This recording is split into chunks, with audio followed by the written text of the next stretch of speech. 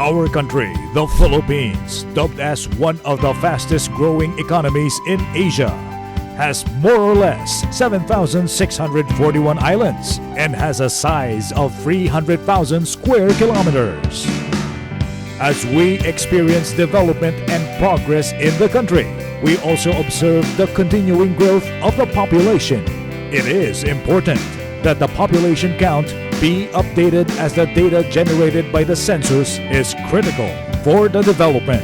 Hence, all persons residing in the Philippines at the same time of the census shall be counted in the 2020 Census of Population and Housing, or the 2020 CPH, leaving no one behind in 2020. The Census of Population and Housing is the source of official count of the population and housing units in the Philippines.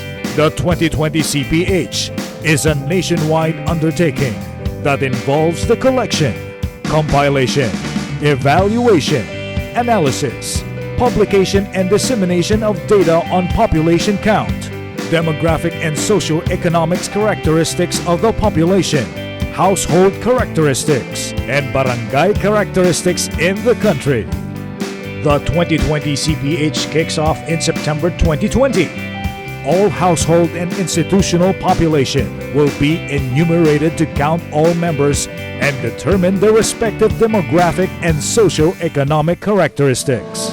Batas Pambansa Bilang 72, Executive Order Number 352 and Republic Act 10625 mandate the Philippine Statistics Authority as the government agency to conduct the census.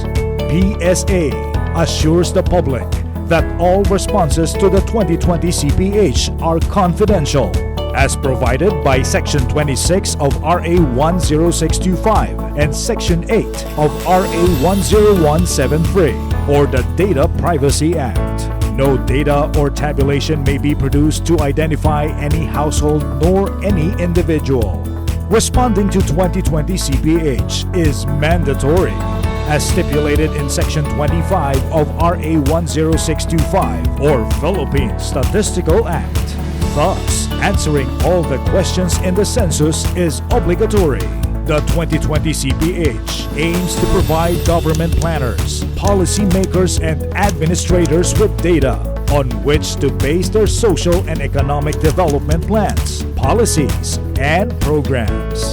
This is also beneficial to businesses, industries, and non-profit organizations, including research and academic institutions. These are the particular information obtained by the census: size and geographical distribution of the population, population composition, such as sex at birth, age and marital status, education, such as highest educational attainment and literacy, birth registration, religious affiliation, ethnicity, functional difficulty. For 20% of all households, information on occupation of household members aged 15 years old and above. Fertility indicators. The characteristics of housing units in terms of type of building, number of floors, construction materials of the roof and outer walls, state of repair, and floor area.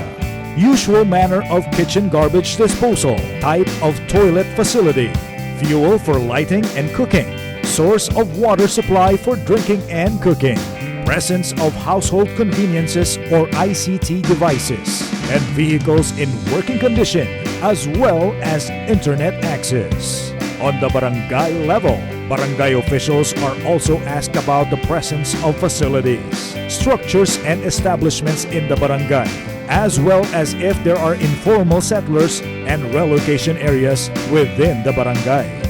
For the census to be done in September 2020, there will be more or less 100,000 enumerators to be deployed all over the country to conduct house-to-house visits.